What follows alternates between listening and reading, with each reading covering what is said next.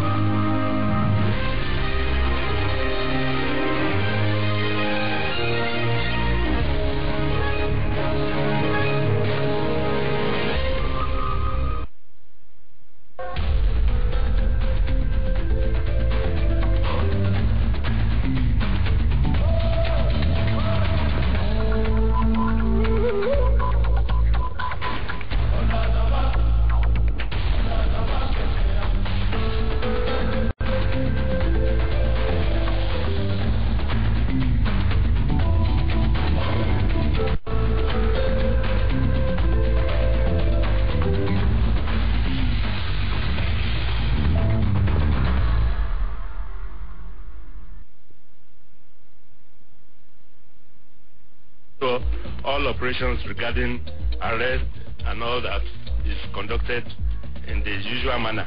Engaging emerging topical issues in the politics. The mere fact that we pay for 24 million liters of petrol on a daily basis, which is not, is shocking. And I think by now people should be resigning their appointment. It's supposed to be a business, but it has become another arm of government, and it's also suffering from the malaise that have bedeviled government in Nigeria.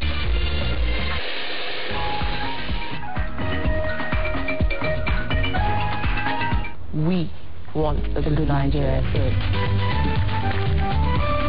People that are benefiting at the IOC. Why? Because they have a tax regime, a royalty regime that was framed over 42 years ago.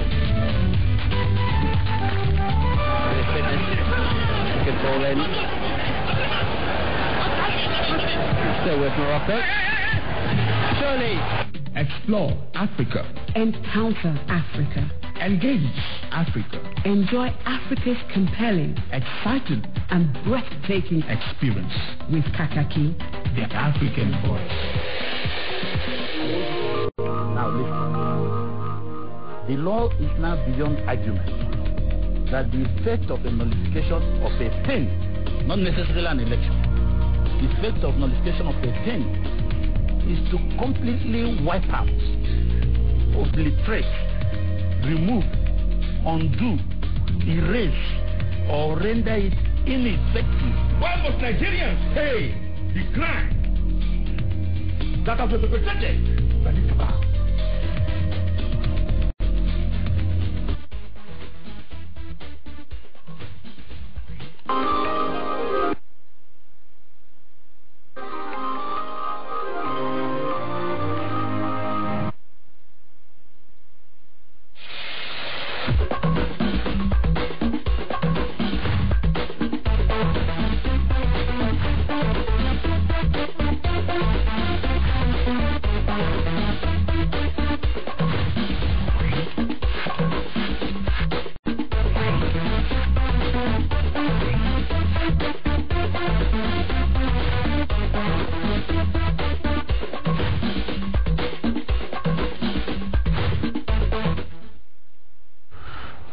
Thanks for staying with us on your numero uno, African Independent Television AIT. And if you're just joining us, a very, very warm welcome to you. It's the morning after Democracy Day in Nigeria. We will still be X-raying democracy on Focus Nigeria this morning. 30 years of democracy. How far have we come? What are the challenges staring us in the face which we need to surmount? To mark the Democracy Day yesterday, President Goodluck Jonathan made a nationwide state broadcast during which he touched on all issues: power generation, education, health, agriculture, and so on. The president illustrated the various measures his administration has taken in the last 1 year to transform these sectors. How hopeful should we be of all of these promises of a better tomorrow? My guest for this morning will be joining me shortly as we continue the evaluation of our democratic journey so far. But this morning, I have a burden on my heart that I need to offload quickly, and it's about the plight of one man I personally consider as one of our heroes, one of the numerous unsung heroes of Nigeria. Rashid Yekini died not too long ago, and it reminded us all of how we failed him in his hour of need. But this one I'm concerned about this morning is not dead, but is ill, seriously ill, and needs everybody's support. Now, in case you don't know, well, you may know, Enebeli Edeboa, alias Andrew, is ill. Now, there you are seeing him. He suffered stroke sometime last year, and he has been bedridden since then. Now, Enebeli's story leaves one very angry, very sad, and very disappointed this morning because of so many reasons. Now, the one that makes me angry is the fact that even in his time of need, some people are still taking advantage of this poor man. Last weekend, a major newspaper, Vanguard newspaper, published prominently on its front page that Enebeli Edeboa has been healed by one so-called controversial preacher, Dr. Sin Fireman or so, who, according to the publication, is one of the numerous fire-spitting, prosperity-loving, very trendy, fashionable televangelists who rule the Christian community in the country. Well, what do you expect when a supposed man of God has a fleet of all exotic jeeps in various sizes, shapes, makes, and designs? Now, the story, as I said, is that this man of God claims to have healed Enebeli Edeboa. But according to Enebeli Edeboa himself, all that happened was that, well, some colleagues of his in the Nollywood industry organized for him to be taken to this man's church, and he fell for the game. He fell for the game plan to use him. With all set, you know, Enebeli is a prominent name in the Nollywood. With all set, you know, cameras rolling, lights on, directors and producers all in place, Enebeli's encounter with a man of God was recorded, filmed, and pronto it was posted on YouTube with all the spins, of course, of how a bedridden Enebeli, a prominent actor who was brought to the church, walked from that church, walked home on his own, on his two feet. That was the story that Vanguard splashed on his front page just this last Saturday.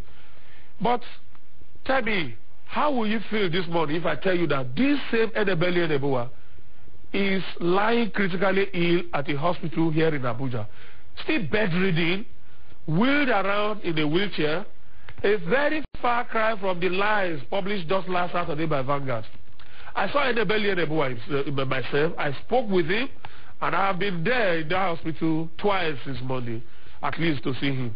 Now, what exactly does our man of God, who posted this lie on the YouTube, a very popular social interactive platform, what does it seek to gain? Fame, of course, you know, and all that comes with it, money, riches, gifts of all kinds, and overflowing gullible congregation. You know, everybody is looking for salvation and for healing here and there. But, you know, we're talking of a congregation made of mainly people who are seeking salvation and healing. Now, yet, the ultimate healer himself, Jesus Christ, when he healed the sick, at least as we read in the Bible, he did not ask his disciples to record it on camera and start broadcasting it. Rather, what Jesus Christ did was that after healing, he told the healed to go to the nearest synagogue and give praise to God. But today, no, that's not what we have. It's healing and deliverances all made for the television cameras. Now, the second reason why I'm sad and disappointed this morning is that Enebeli Enebuwa, the man who served this nation in his own little way in this condition, abandoned by the society, he sought to change in that popular TV mass mobilization campaign. You know, those of you who are old enough, you will remember that mass mobilization jingle, Andrew, that was fed up with the situation in Nigeria and was about checking out of the country. That mobilization campaign on the NTA, the only national television station then, as at that time, arrested the brain drain syndrome that was a major problem to the government of that time. Enebeli told me yesterday that that jingle was done free of charge for the federal government of Nigeria at that time.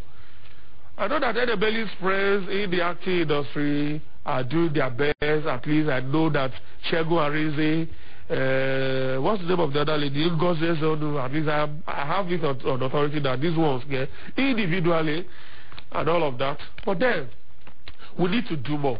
Please, guys, I'm talking to you guys in the Nollywood now.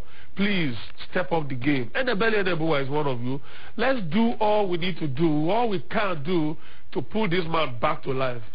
Enebeli is a man with very strong will to live. I saw that this past 3 days. Is a man that clearly wants to live.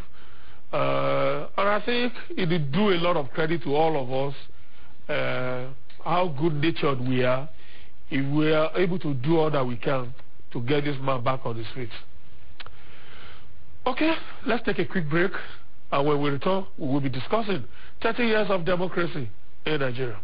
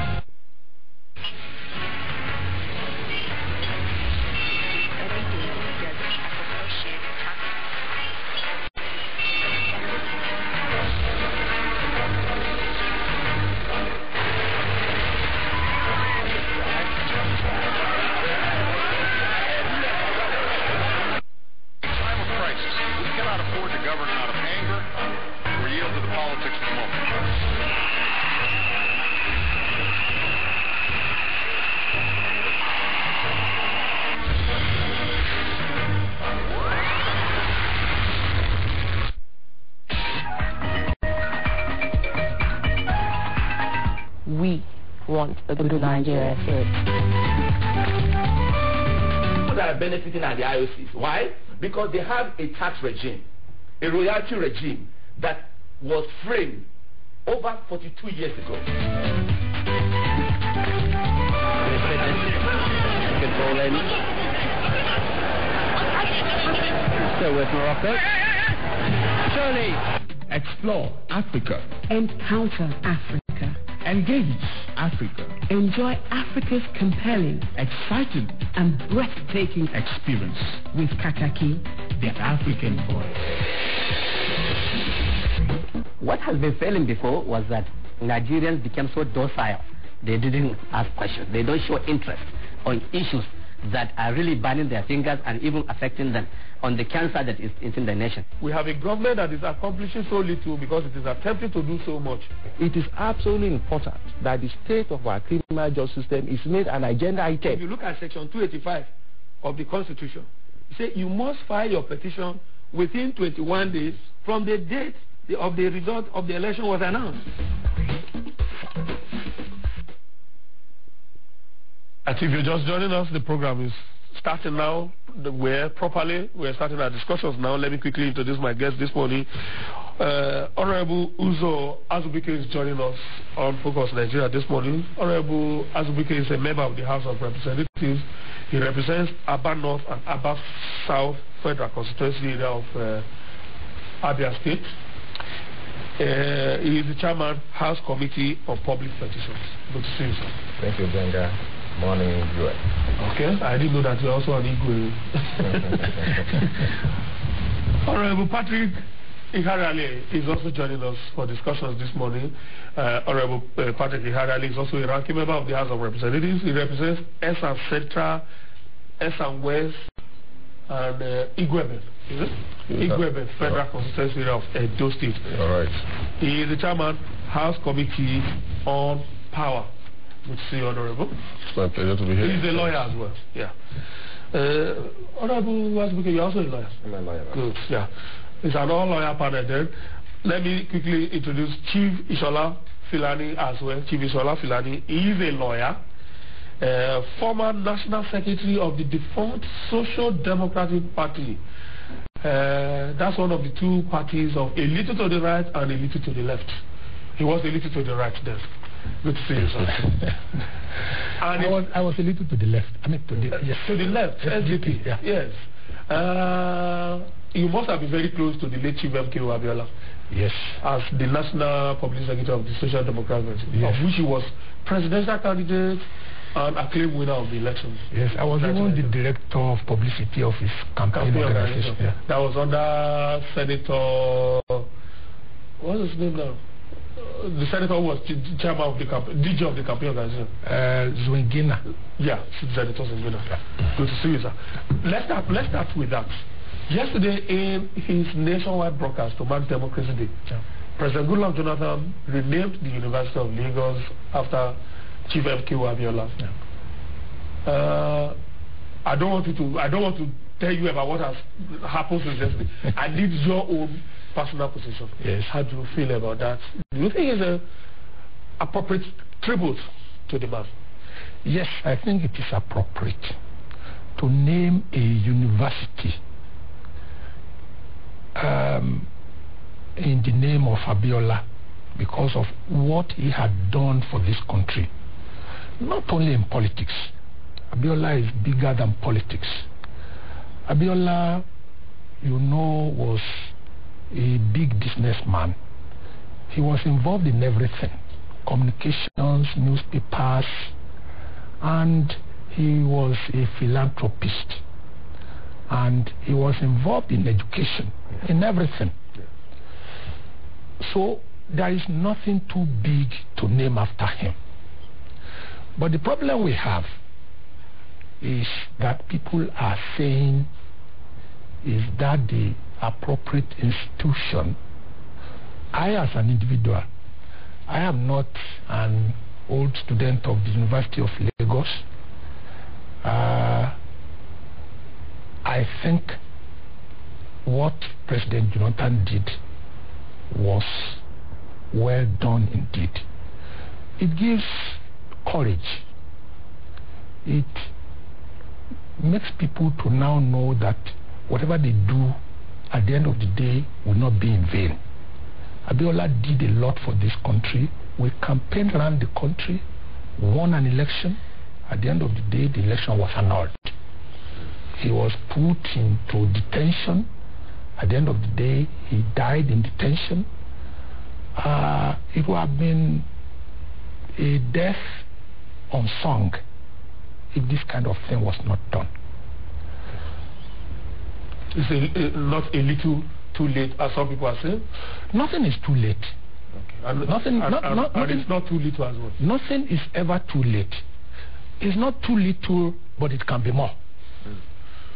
What would be your own position? The University of Lagos, now Moshood Abiola University. Wait, a clarification here really. The president in this broadcast said it was Moshood Abiola University, Lagos. But the clarification came subsequently from the Special Advisor Media to the president that it's actually Moshood Abiola University of Lagos. More or less the same thing. But then, what's your take on it? That university was one of the beneficiaries of the kind-heartedness of this man. I can remember around 1980 something, I can't remember the precise year, when Abiola decided to give, I think a sum of about 100 million each to about 5 federal government universities. University of Lagos was one of the recipients. And the money we are talking about, as at that time, translates to billions today. Yeah, you want my reaction? Yes. Well, thank you very much. It's extremely unfortunate. Unfortunate in the sense that at more often than not, we have people that speak from both ends of their mouths. Not too long ago, we had a lot of clamor, calls by segments of the Nigerian society that a man like Abiola, who served as a martyr for this country, there's no gainsaying that Abiola represents the symbol of democracy as it is today in Nigeria. He may not have done it alone, but he's one that we have all recognized as one that laid down his life at that level. Yes, it's on record that many other Nigerians died in pursuance of true democracy then. It's surprising that the same people that made this call, we all agreed that at the time a call was being made, nobody specified that the nature of immortalization must be in the realm of culture, or should be in the realm of just mentioning the other realm. But I believe very strongly that the idea was a well thought out idea to name any university, federal university in any part of this country after Chief MKO Abiola of blessed memory. Today we talk about democracy. Today I got a call to be here. I am sure with little or no serious consideration as to the possibility of getting here. I accepted the responsibility. These are some unquantifiable and invisible sacrifices that we are enjoying and benefiting from today. But at some other point, you want to wonder what decision or action of government will ever at any point in this country receive general acceptability. The truth of the matter is that, with due respect, some people are opposing without even knowing why they are opposing. They are reacting to other people's opinion or views. And of course, this is democracy. In a democracy, as much as the party in government tries, as much as the president tries, it's not an angel. It's only angels that can be said to be infallible. And because of that element of infallibility, or fallibility that exists with mortals, whether the person has passed the acid test or not, there is that likelihood of people trying to think that we can make case out of any situation, even when there's no basis for it. If you ask my candid opinion, I believe that there is no amount of sacrifice or any institution in Nigeria to be named after Abiola that anybody will rightly tell me that it's not worth it. The naming of SY University of Lagos after MKO Abiola, to my mind, is a good idea. It's a good thing, and I expect every well-meaning Nigerian who is reaping from the benefit of democracy as it is today to be happy with. And in any case, like he said, even more could be done if need be. I even expect, if the federal government has taken that decision, some state governments can even on their own, as visitor to the state university, equally do anything or name any institution or any institution of any kind, be it academic or otherwise, after a person like Abiola. But at the national level, I think University of Lagos, as it then was, now MKO Abiola University, is, to my mind, very, very apt, and it captures the essence of progressive development within the democratic, constitutional democracy that we are practicing. And you just said a little while ago that years back, when Naira had value, that this gentleman of blessed memory, at the time people would hardly part with 1,000 Naira, parted with 100 million Naira for 4 universities. And this university is one of the 4 universities, or the universities that so benefited. Over and above that, he was known in his lifetime as one of the greatest philanthropists that this country has witnessed. And we are yet to see anybody to surpass his achievement in that direction. And in the area of sports, you cannot say that MKO Abiola was a write-off. He's one of the first persons to actually float a major football club in this country that attained the level of playing at the level you may call the national, continental level. Yes. So if you take a totality, viewing his lifetime, his style, and what he meant for Nigerian people, this is one man that transcends, that had the capacity to be loved by people from north and south, west and east.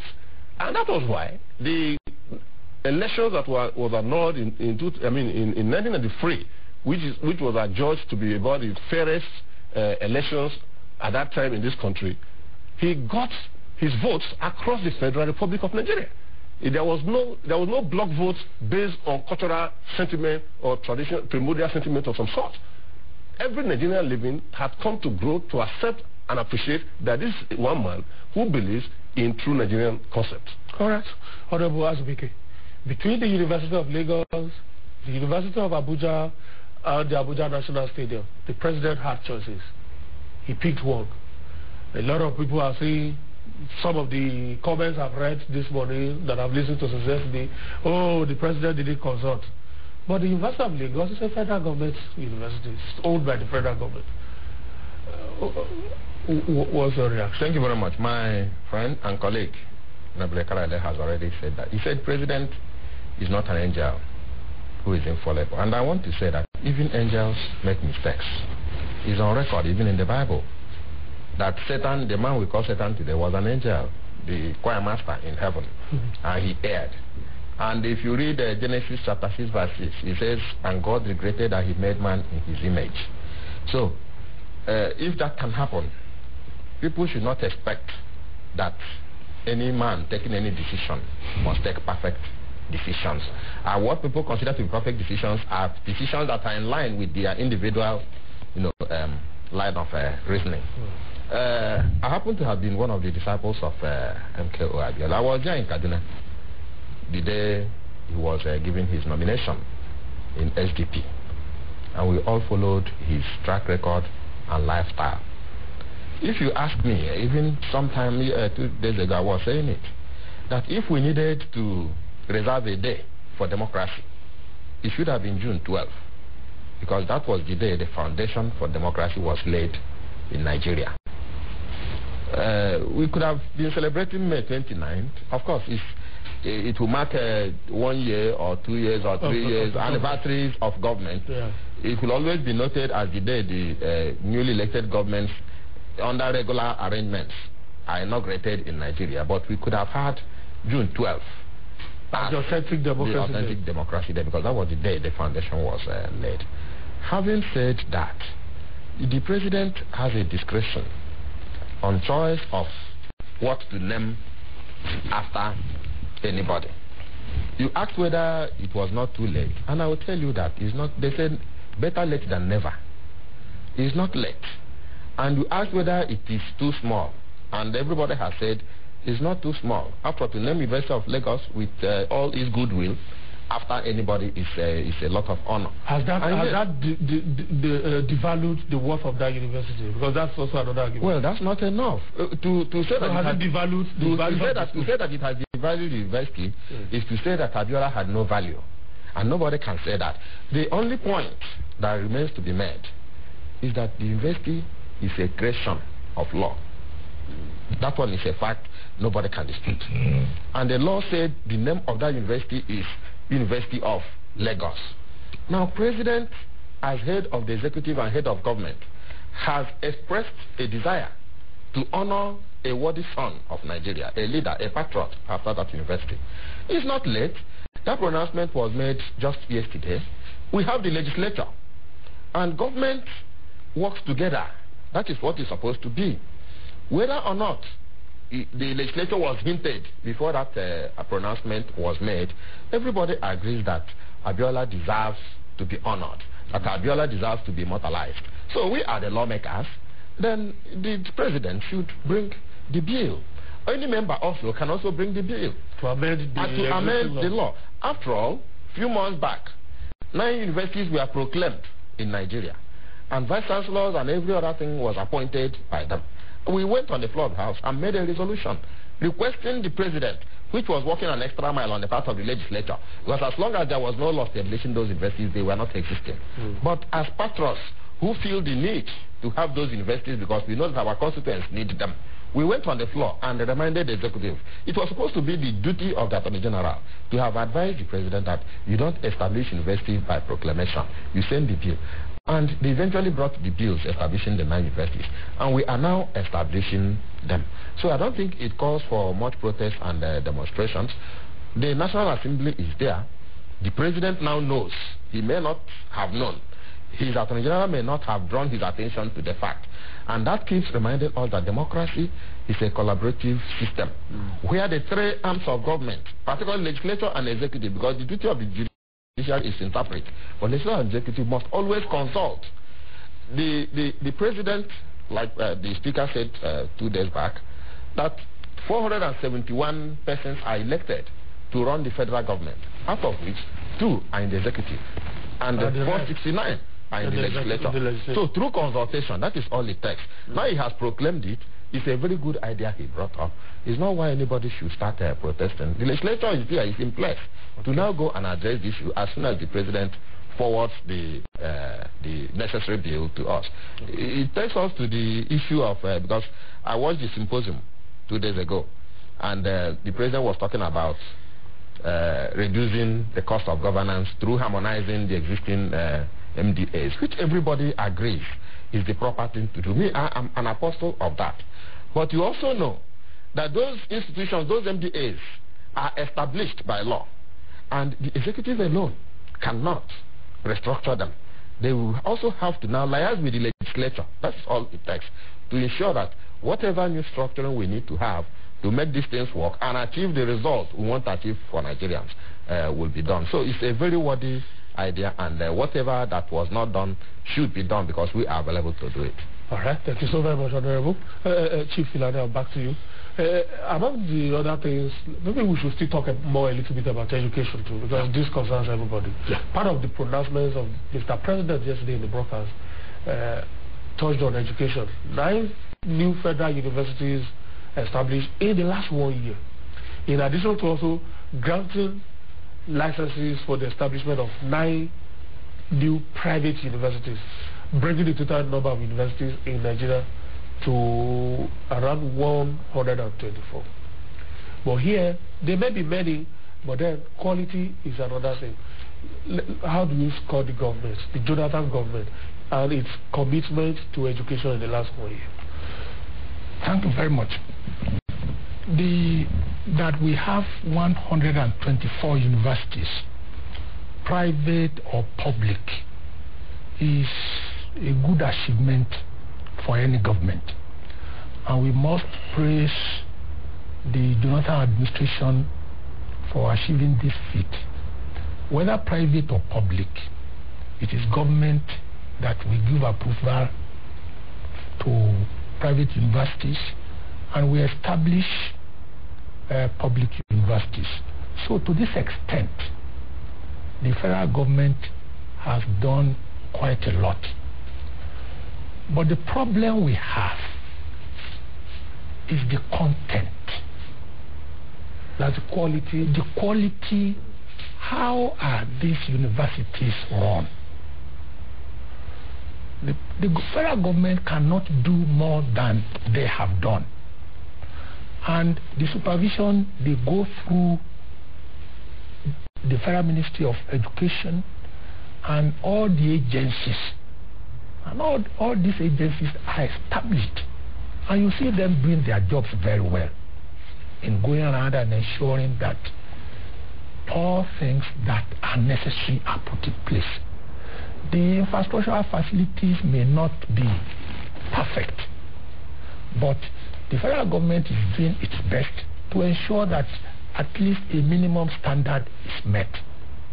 The problem we have are the staff and students in these various universities. Staff, starting from lecturers.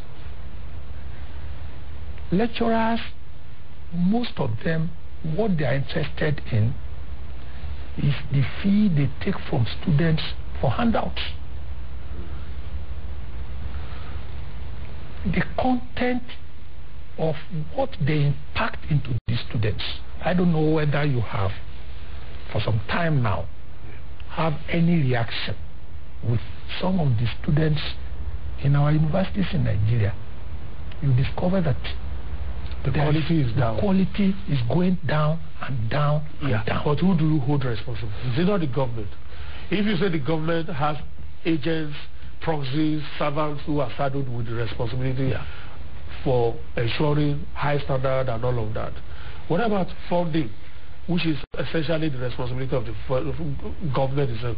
But even if you have agencies as well who are failing their responsibilities, the principal is vicariously liable for the actions and inactions of his agents, servants, and privies.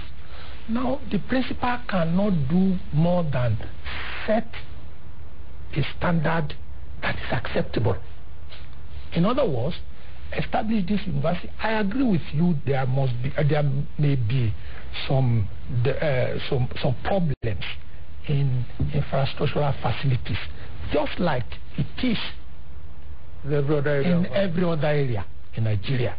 But the problem is more with the students and the staff of the universities. Very many students are into courts. They go there. They do not do what they are sent there to go and study. All they do is find the university as an avenue for violence. At every little problem that arises in the university, you see how our students react. Why I'm not saying government is doing what it should do. There is room for improvement. Okay. But the problem is with the staff and students of the universities majorly. Okay. If there is a way we can reorientate the staff, and this brings us to their salaries and emoluments, it is because they feel that they are not sufficiently paid. That is why they go about looking for money at all costs. When we were in the university lecturers were given accommodation, they were given cars, they were given allowances for almost everything on earth. Are those things still existing now? Okay. Students live in hostels. We were fed, even where we paid. But are those things still existing now? When you go to any university, it's as if you are in a motor park. Riotous, and a university is supposed to be an orderly place where young men are molded to be leaders of tomorrow. But that is not the situation with our university these days. Okay. Honorable Harali, would you blame for that if it is not the situation today? In the last couple of years, our losses, particularly in the education sector, have become the gains of our sister African countries. There are over 70,000 Nigerian students in universities in the West African sub-region. Yeah. In Ghana alone, they will be close to 50,000, if not more. Yeah. Well, I'll tell you that there's no D answer to this issue. It's multifarious. One, there's a system failure, particularly in policy making. Two, the value system itself, the value system has changed tremendously to the disadvantage of what academic environment should look like and what the purpose of entering into university ought to be. So we now have a situation that we are contending between the is and the ought preposition. And most of us, when we are discussing university, we are probably discussing more often than not the ought preposition and not what it is. I say this because the university ordinarily is a place where you get people refined over and above what they can get elsewhere before they get into the institution. But it would appear that the reverse is the case today. If you take 10 very decent, refined people into the average Nigerian university, they are going to come out indecent on the average. Starting from the curriculum. You see, the authors of the Constitution of the Federal Republic of Nigeria, in their wisdom, had it in Chapter 2 under Directive Principles, State Objective or State Policy, Fundamental Principles, I mean. Education is one of them, to the extent that every Nigerian ought to be given fair opportunity to get education to a level. But at some point, it became political. It became issues to juggle with in political statements, in political campaigns. The first victim of assumption of office by average politician as a governor or as president is usually the education sector, because most of those lofty ideas that will be contained in the manifesto of most of these political parties related to education are never pursued one-tenth. So you talk about funding.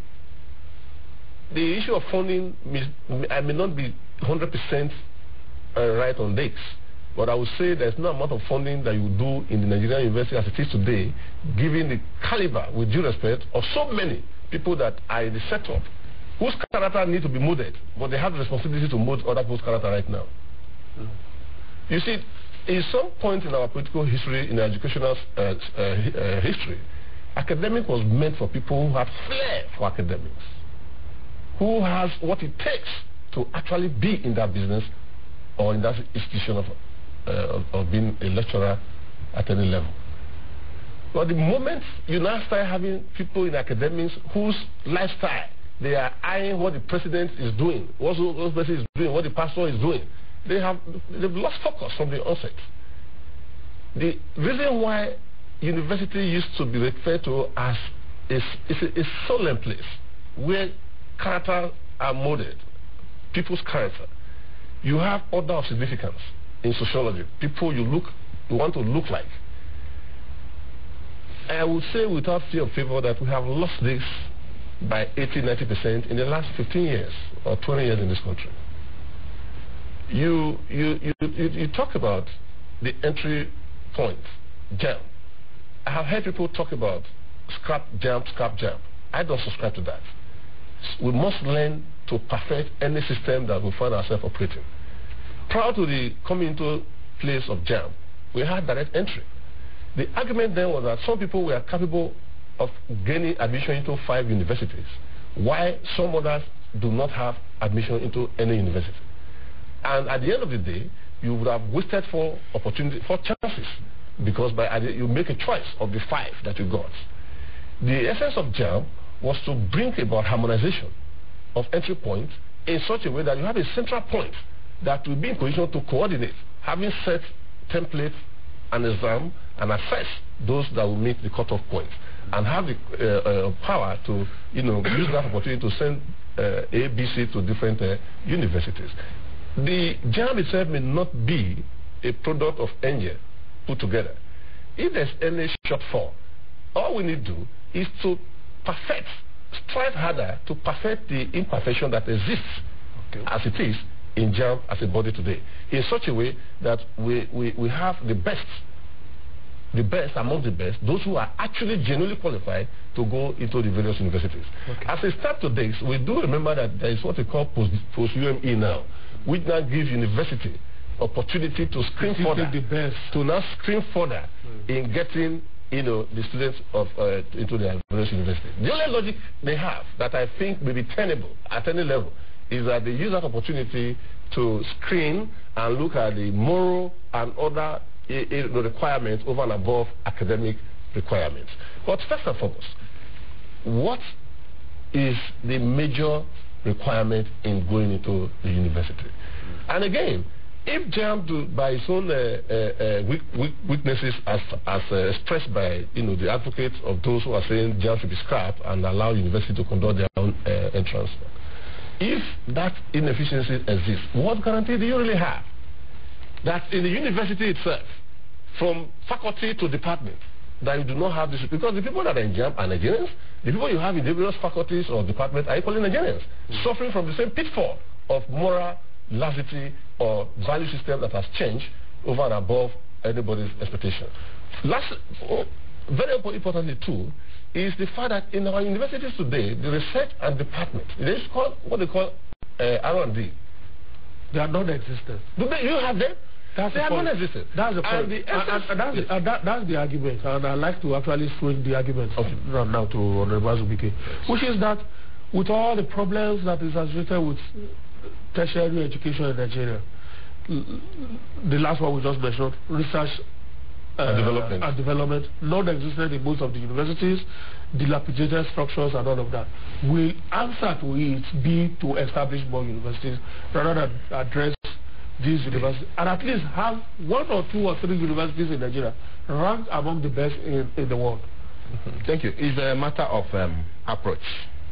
Everybody agrees that the problem of our education system generally is complicated, starting with the Constitution itself, like the chapter 2 he referred to, fundamental objectives and directive principles of state policy. That is as good as no provision, because it makes the issues contained under that chapter of the Constitution to be mere issues of policy. And when it is policy, it becomes subject to pre-verifications, depending on who is in power at a time. It is not enforceable. It is not a right. Whereas education actually should be a right. Because most of the problems we have and complications we have in this country today is due to lack of knowledge, lack of education, ignorance. Now, if you look at the education sector, we talk about funding always. But anybody who takes a proper look at figures and values of funding in education in the years that we attended school and today, we'll have no doubt that education is better funded today than before. But we have compromised our values, that even the operators of the education have lost sight of what they are supposed to do. Like my colleague said, you see, a lecturer today or a student today is looking at the vehicle the president is driving, or the one the governor of the state or the businessman around him is driving, and he wants to have it right there when he's in school. Most of the students today, you go to they don't build hostels. Most of them are not able to live in hostels today. They live in apartments outside the school, lavishly and tastefully furnished. They watch. Also, that is what that's not most times not parents. Most times not parents. In fact, that reminds me of one cartoon I saw sometime this week on Facebook, where they showed a man buying wrapper that was caught on the buttocks, but his daughter is using a Bold 5 BlackBerry phone. That's cheap. I thought you were going to say she was using a Porsche. Okay, beautiful. So you see that in terms of funding, yes, education has not received the volume of funding. Definitely, the funding today is much better than it has ever been. But there is no commitment, even within the industry. If you go to the schools, like everybody knows, everybody there wants to be a millionaire. In those days, knowledge used to give enough satisfaction. You are content with what you know, not what you have. I used to have a professor in those days who would just use, I'm not saying it's the best standard for anybody, but he was happy riding that vehicle that he will use his brush, when he thinks he needs painting. And I thought he's content. He comes into the school, everybody respects him. He's satisfied because he's fulfilled in what he is pursuing. Yeah. But I need to get you clearly, so that we can move to another point. Do you think what the government has done in the last 1 year, establishing more universities, even when you don't care much about addressing the lack of structure and infrastructure in the existing world, is very necessary from various perspectives? Because it seems to be the emphasis now is there are so many people who can't even get to as dilapidated idea. Let's establish more to mop them off the streets. That seems to be what if you know the number of candidates that take JAMB each year, are those that and in fact you don't take even up to 5% of those who apply. You wonder what the order of the where the rest will be doing at home. So that makes need for us to have more of those institutions. You can still have quantity because we need the quantity and alongside the quality. And we are running also a federal system where every sector, every state will want to have the presence of the federal government within that state too as a factor. So that is another factor that makes it very necessary that we have those institutions. But my worry even about funding, I happen to be in the Education Committee of the House of Representatives, and in the last strike embarked upon by ASU, we had a joint sitting with the Senate Committee, and I raised this issue, with ASU leaders. What does the university do with the revenue they generate internally? Students pay, and they pay heavily these days. You go to a state like Lagos, and all those you go to a place like Lagos, they pay as high as 250,000 naira. Now, yet, the university want to depend entirely. They don't account for it. It does not form part of the appropriation. Even when they come before us for appropriation, nobody talks about that one. But everybody wants to depend whole and entirely on the funding that comes directly from either federal government, which is a federal institution, or from state government, where it is federal. So, for us to remedy our educational system, every Nigerian must see it as his responsibility. The student must live up to his responsibility. The students don't read again. In those days, anyway, Benga, sorry, man, you made your point. So that we don't lose touch of the question you asked. I subscribe very strongly also, because I do recall when we were taking a look at this establishment of 9 universities, while supporting the move, I gave a cautionary note that we must not end up building glorified secondary schools in the name of universities. 2, part of your question you asked, I believe very strongly also that we could equally expand the capacity of existing universities in such a way that I have so many, I'm a product of University of Benin. We have landmass that is undeveloped, that can take yet twice the number of faculties or buildings that we have within the institution. So that rather than engaging on a voyage of discovery from time to time, you can expand, you can fund and make expansion in these various faculties and departments. And again, with emphasis, you see, the reason for education, all that developed society we talk about, everything they have done in the area of IT, in the area of mechanical engineering, of the development of capacity within the various universities. But what we have right now is, what is our focus in the kind of education that we are getting or that we are giving to people? Why do we set up universities? You must have specialized universities. If you go to any, civilized part of the world, they have universities that that if you're in this school, 80% chances that you are going to be a brilliant engineer. And they still have, a specialization within engineering. You go to the other, they say this is, for humanities and all that. But we have a system where every university, with or without the capacity, human or otherwise, want to run all the courses known to man on X.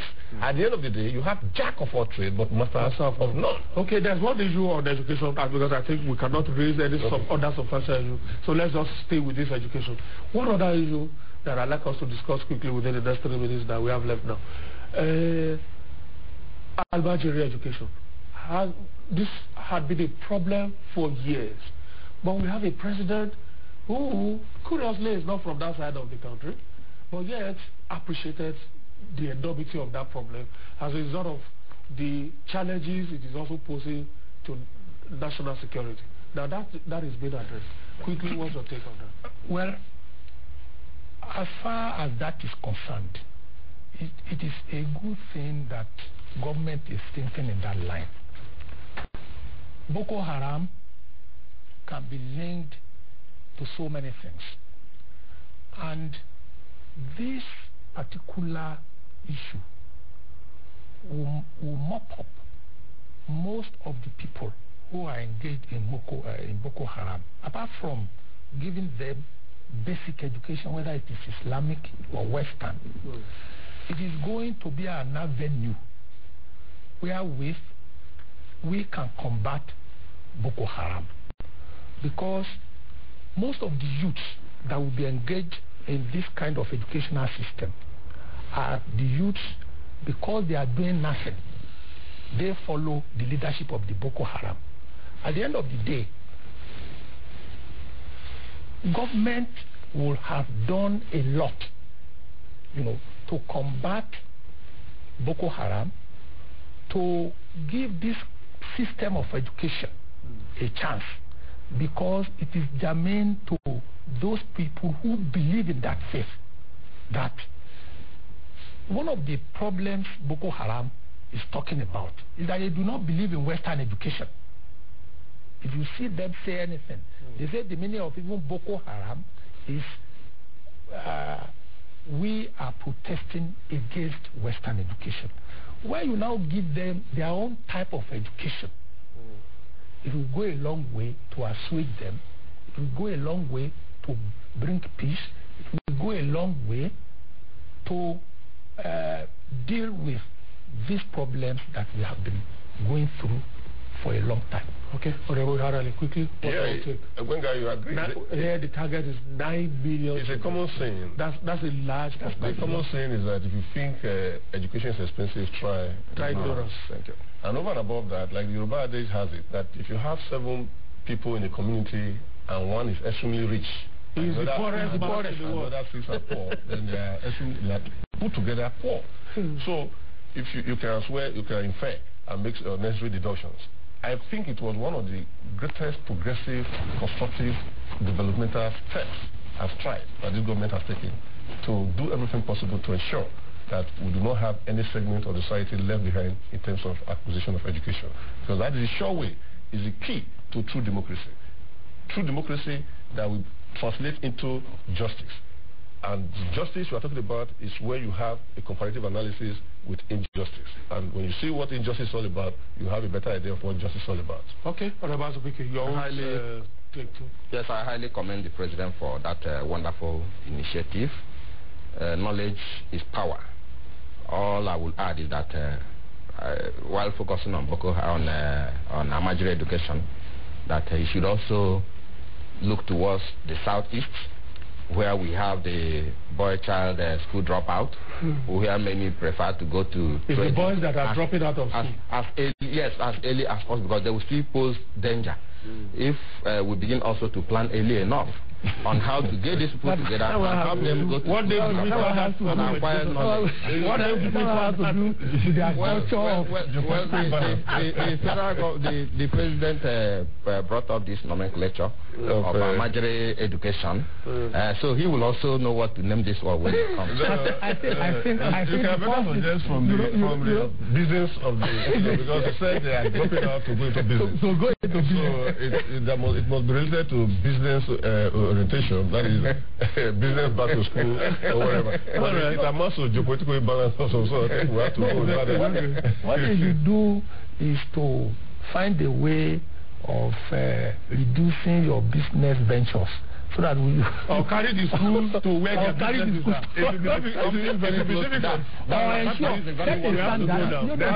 Around the market. You set a standard where there is a minimum standard of education. You are before you go into business. All right. That is the only way. When is your character to do business at any level? What do we do? It's all right. That is why we are saying that. Where is it becoming declaratory? Where is it becoming counterproductive? Gentlemen, we have to go now. Thank you so very much. I've been joining the discussion this morning. The morning after Democracy Day, we'll be looking at issues still in our democracy. Now, I've been joined in the discussion by Honorable Uzo Azubike. He's a member of the House of Representatives and he represents Aba North and Aba South Federal Constituency area of Abia State. He's the Chairman House Committee on Public Petitions. Thank you so very much. I appreciate your time this morning. He's been joined by his colleague from the House, Honorable Patrick Ikariali. Honorable Ikariali represents Esa Central, Esa West, and Igweme Federal Constituency area of Edo State. He's the Chairman House Committee on Power. Thank you so very much. We appreciate your time. Thank you. I had thought that we'll be able to also look at the transformation taking place in the power sector. Well, we'll save that for another. I'll be willing and ready, hopefully able to give you the answers you need to that. Thank you. And of course, Chief Ishola Filani has also joined us on the program this morning. Chief Filani is former National Public Secretary of the defunct Social Democratic Party, SDP. He's been very, very active in the political field this morning. Thank you so very much. We appreciate it.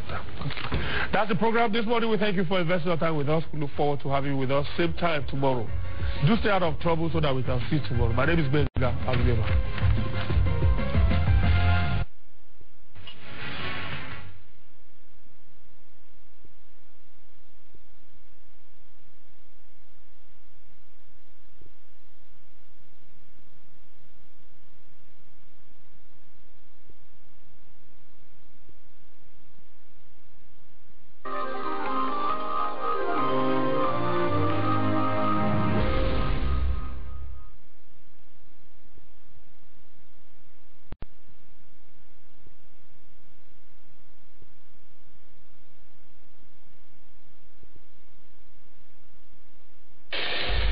child, a thorn in the flesh. To be seeing my daughter every day is not small money. Your daughter, when he's concerned, my pocket is never afraid. Oh, well, I will do everything. And then I... Yeah,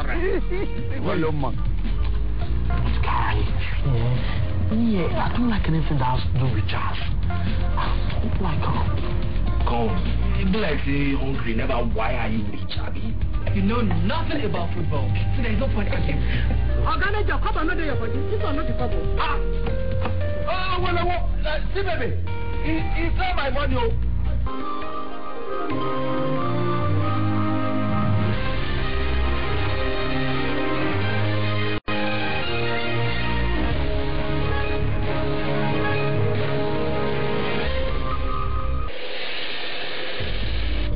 Between three nurses and a doctor, find out what matters in Clinic Matters. And I wonder what someone like you is doing with such a noble profession where so much courtesy is required. Can you attend for this woman? Because the nurse who has the pilot just gone in to prepare to check her temperature. He's not planning to tell his wife until the other lady delivers. It's not heartless. Is this our business if your husband impregnates another woman? The only problem I have is with people making silly and grave mistakes, especially in marriage. You are a nurse and not a marriage counselor. A jealous man that doesn't like sharing some of my personal effects with anybody. Women are not regarded as personal effects. Flirting time is over. Get many of progress. If my husband comes and say, make I don't work, I go quickly fine.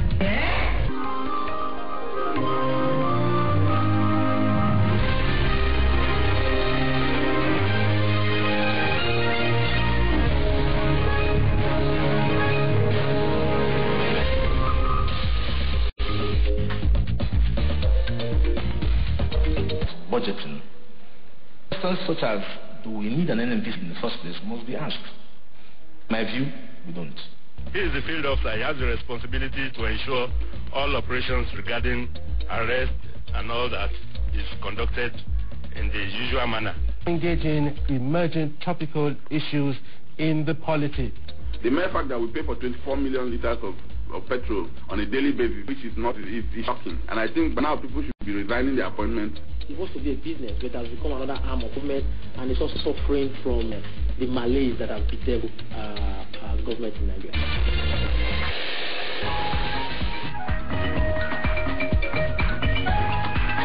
We want the good Nigeria first.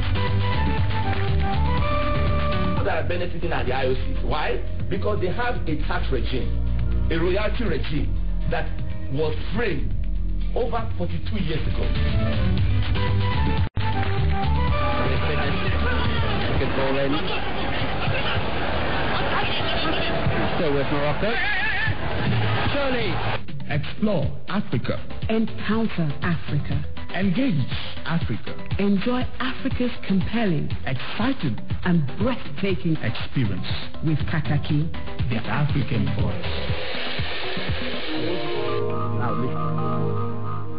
The law is now beyond argument that the effect of a nullification of a thing, not necessarily an election, the effect of nullification of a thing is to completely wipe out, obliterate, remove, undo, erase, or render it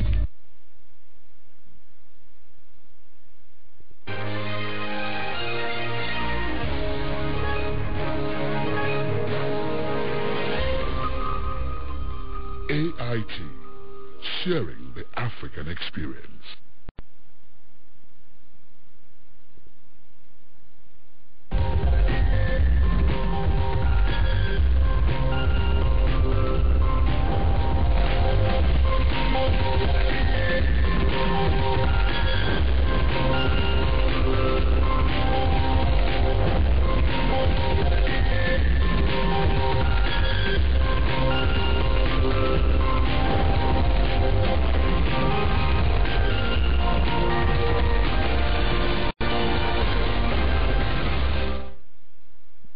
welcome to the program. This is the Money Show, reaching you live from the nation's capital, Abuja. Good morning, everyone. It's a Wednesday, the 30th day of May 2012, a day after Democracy Day, but everyone is in the Democracy Day spirit, however you look at it. I am Nancy Lu, and thank you for joining us this Wednesday. Okay, yesterday was a public holiday, and most of us were at home, and the high point of it was listening and watching President Goodluck Jonathan, the President of the Federal Republic of Nigeria, giving us his speech. Some will say, okay, what has the President got to say again? But I carefully listened to his speech yesterday. I have a speech with me this Wednesday, and we hope to analyze it in the coming days on this show. But what I'll be doing this morning is to take you through some of the fundamentals that the President spoke about on Tuesday, May 29th, 2012. I actually was of mixed feelings yesterday. I did not know what to think about. Did I derive some kind of hope from the President's speech? But you cannot dissociate the fact that we've made some gains, some positives have been on, or we are still in the process of making progress, just like the President said on Tuesday.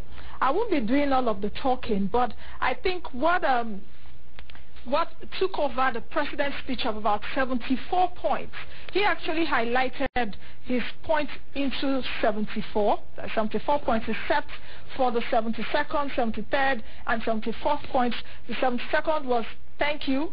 The 73rd was God bless you. The 74th was God bless the Federal Republic of Nigeria. So from number 1 to number 71, the President highlighted to Nigerians what his administration has done in the last 1 year and what we hope to see.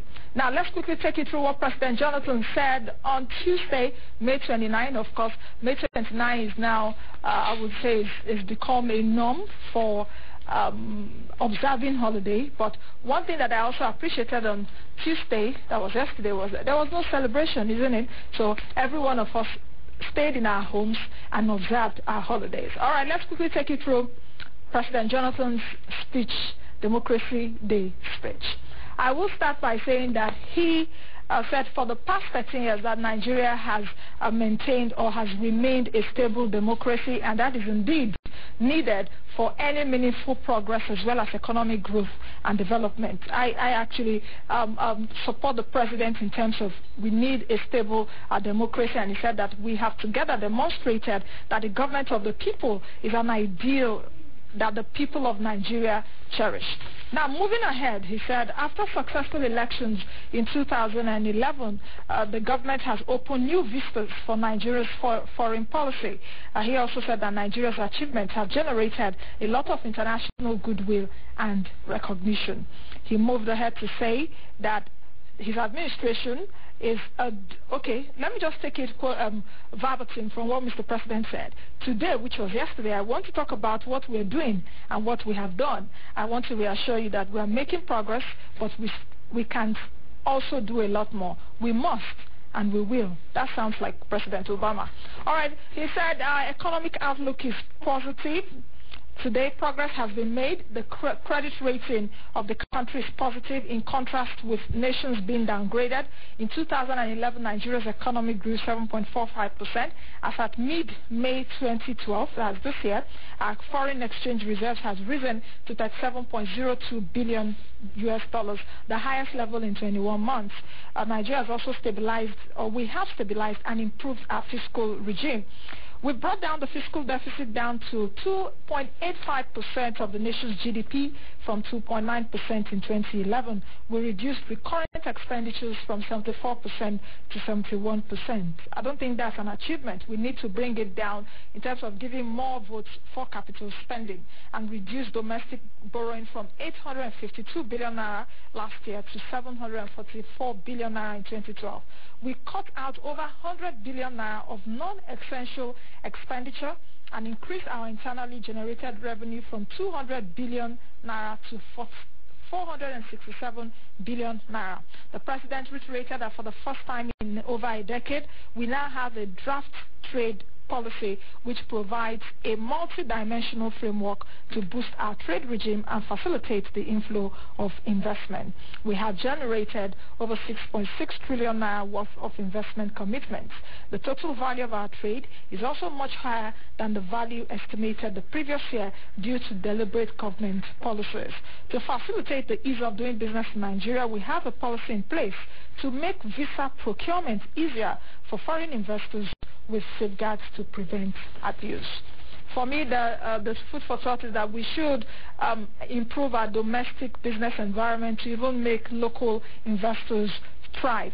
Now, moving ahead, the president said the goal of his administration is to ensure that every Nigerian can find gainful employment. In October 2011, the government launched UWIN program, which is called the Youth Enterprise with Innovation in Nigeria, and it was designed to encourage entrepreneurship and provide grants for small and medium-scale enterprises. As it is right now, over 1,200 Nigerian youths have benefited from that initiative. The president also said that his administration has launched Public Works Women and Youth Empowerment Program, which is designed to employ about 370,000 youth annually, and with about 30% of those jobs are reserved for women. He wanted to make it clear to all Nigerians that the UWIN program is designed to nurture and mentor young entrepreneurs to become major players, employers, and wealth creators in business. Now, moving over to the epileptic power supply that we've been suffering since the past 50-something years of Nigeria's existence. The president said on Tuesday that his administration will improve power supply in the country. He also said that his government is working judiciously to implement the power sector roadmap, which is at an advanced stage to fully privatize power generation, distribution, while reducing the cost of electricity to rural households and the urban poor. To underline this commitment, he said that 3 weeks ago he convened a special session on power and gave specific instructions on the fast-tracking of gas production and delivery to ensure improved availability of power. His approach is two-pronged. He said the first is the immediate repair of power plants as well as transmission and distribution infrastructure in the short term. By mid-2010, the national power output was at about 2,800 megawatts. By the end of last year, we reached a peak of more than 4,000 megawatts. A national gas emergency plan has also been launched to address or to redress the problem of gas supply, which arose essentially to poor planning. So much to talk about from the president's speech. But moving ahead, he said that the NEC, which is the Nigerian Electricity Regulatory Commission, as well as the bulk trader and the National Power Trading Institute of Nigeria and others, have been strengthened. In addition, the privatization program has attracted a special of interest from about 131 companies across the globe. In the oil and gas sector, the president said that his administration is redrafting the petroleum industry bill to ensure it meets the aspiration of all stakeholders given the current realities and future expectations in the global energy landscape.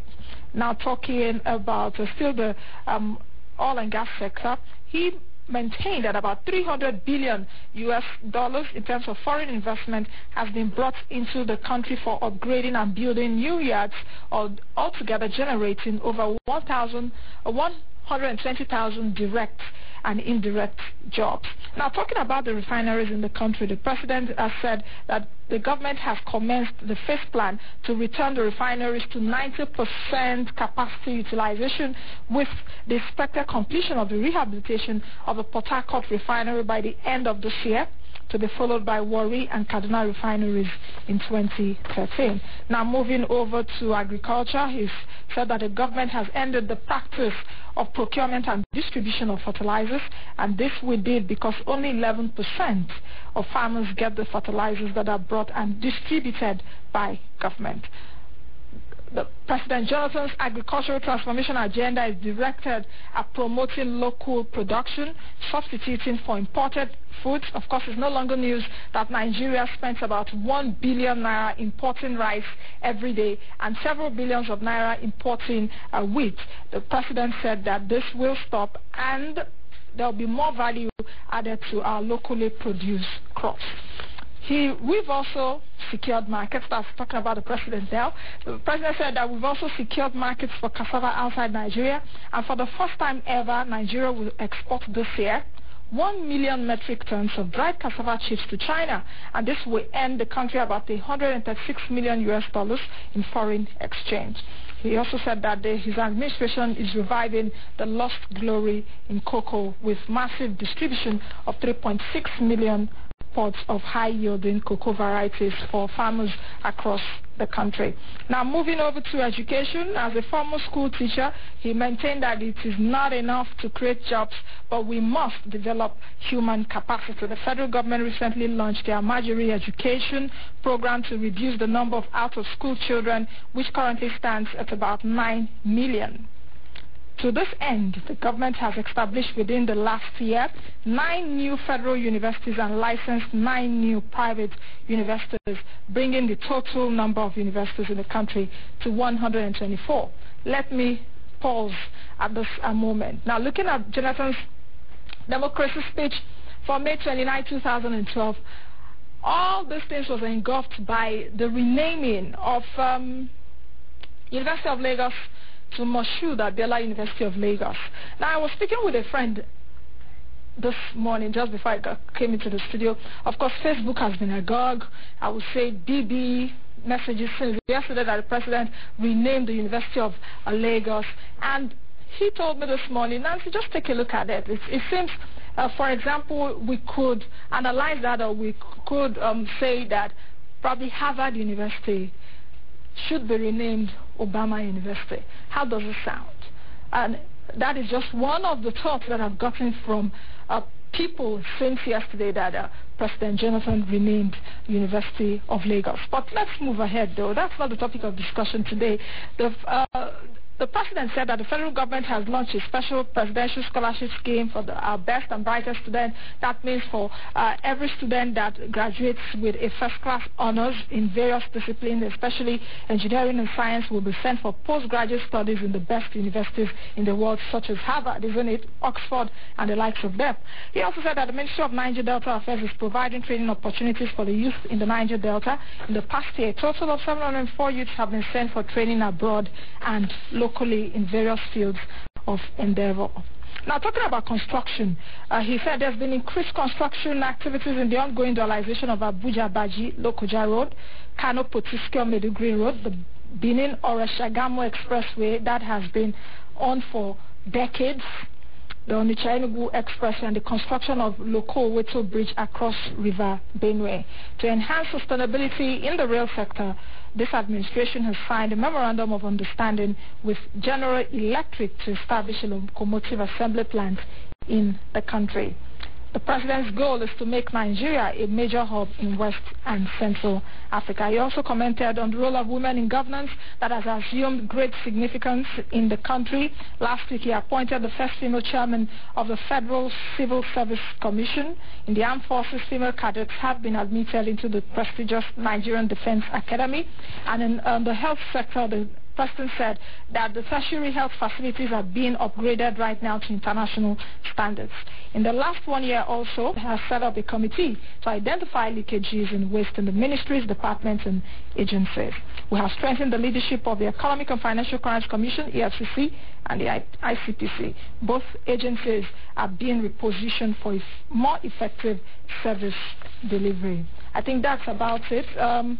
I told you earlier on the show, the president itemized what he talked about on Tuesday into 74 points, except the 72, the 73rd, and the 74th point. Thank you, God bless you, and God bless the Federal Republic of Nigeria. So in case you didn't listen to Mr. President yesterday, that's a nutshell of what the president said on Tuesday. Of course, we'll try and analyze the Democracy Day, 1 year in office of President Jonathan today.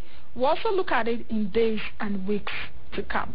All right, let's quickly take a break. When we come back, the show continues. Please do stay with us.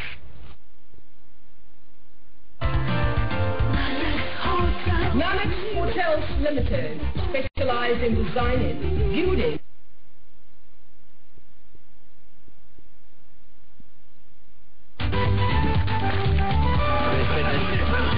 Good ball in.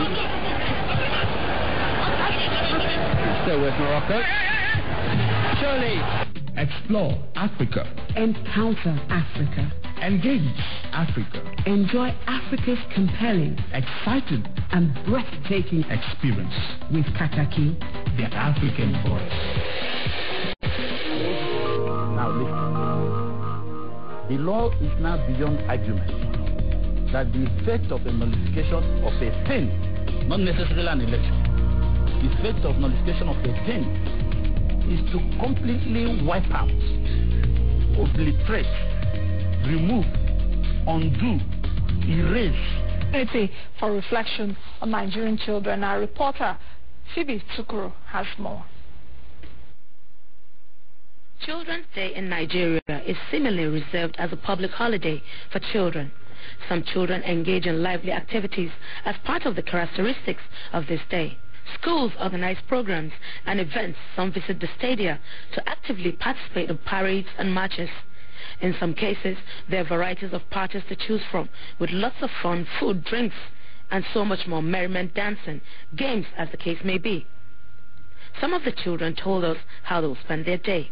I'm not really sure because if I tell my parents, they will not do anything about like go and celebrate Children's Day, like for culture acting, school today to go and watch the movie. While reminiscing on how Children's Day used to be, parents and the kid as well urged the government and fellow Nigerians to put some measures in place in order to raise our future leaders properly.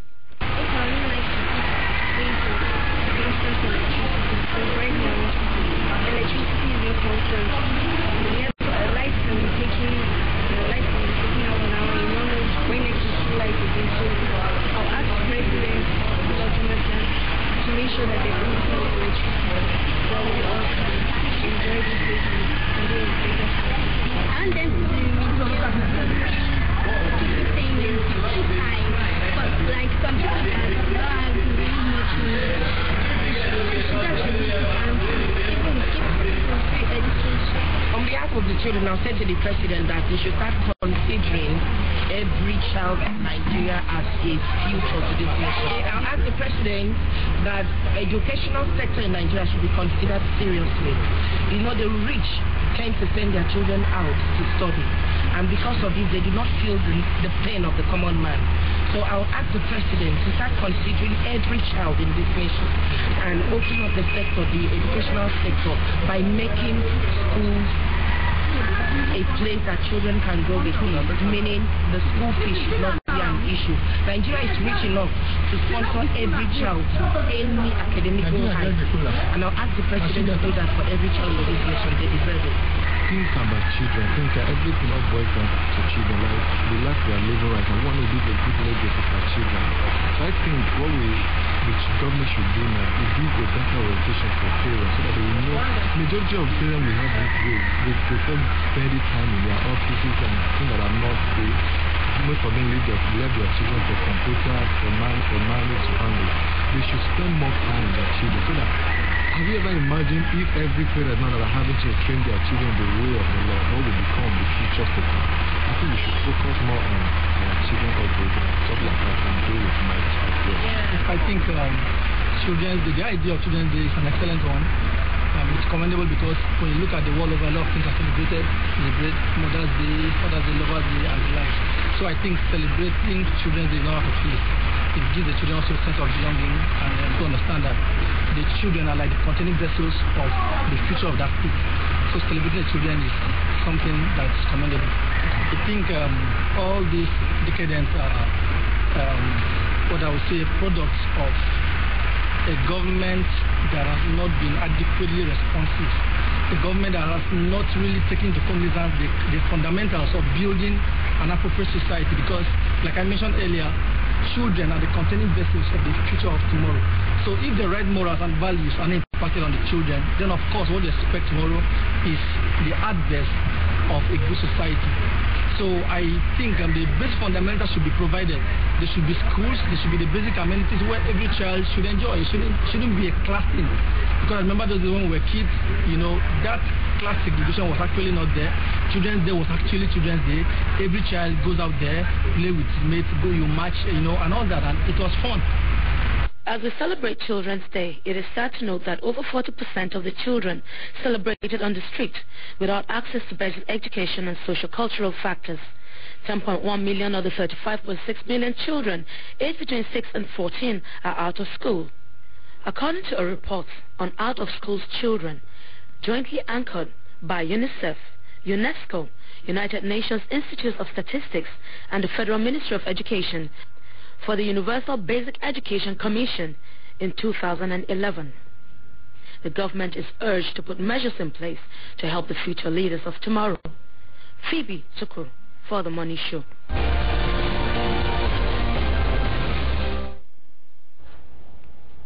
All right. Let's quickly take you through the markets right now.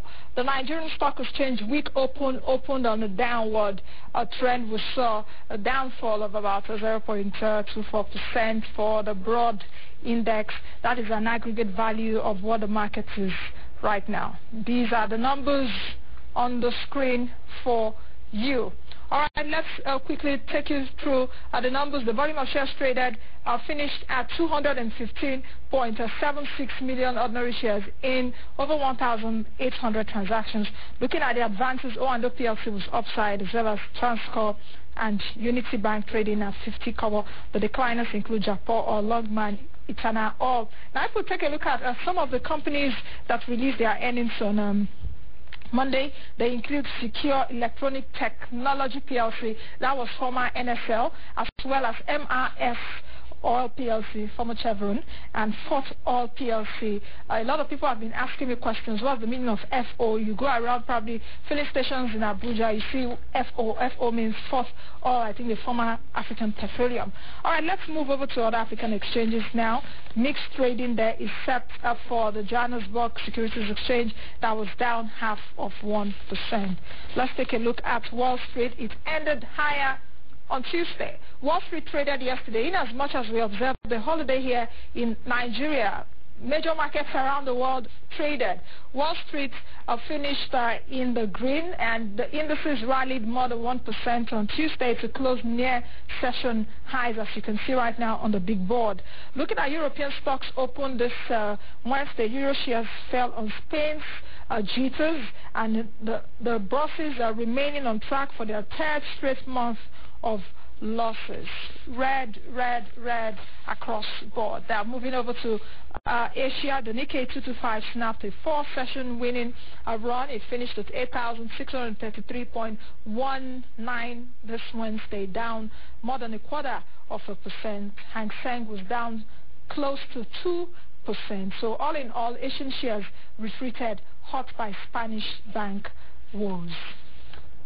Moving over to commodities, Brent crude is trading downside 0.75% at $105.91 a barrel. U.S. light sweet is also depreciating. The price of oil in the last 1 month has been going downside, as well as the price of Bonnie Light. Bonnie Light is trading for $110 right now.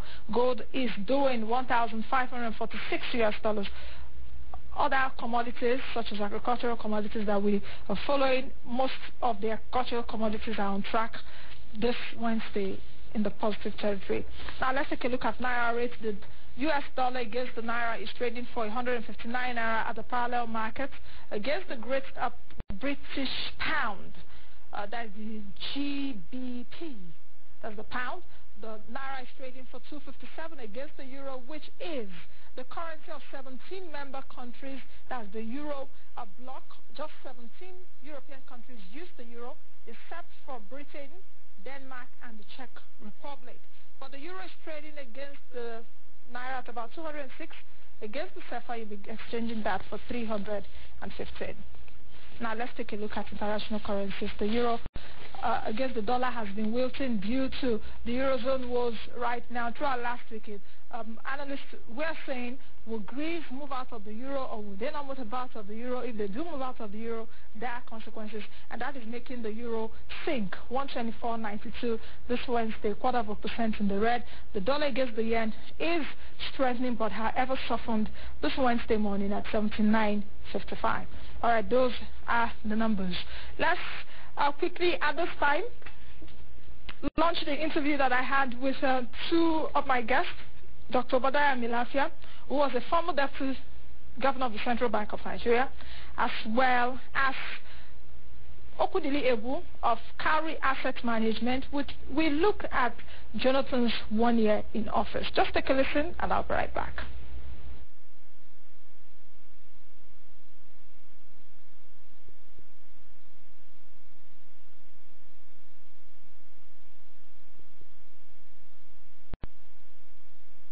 What is your assessment of, let me take it from the question I asked Dr.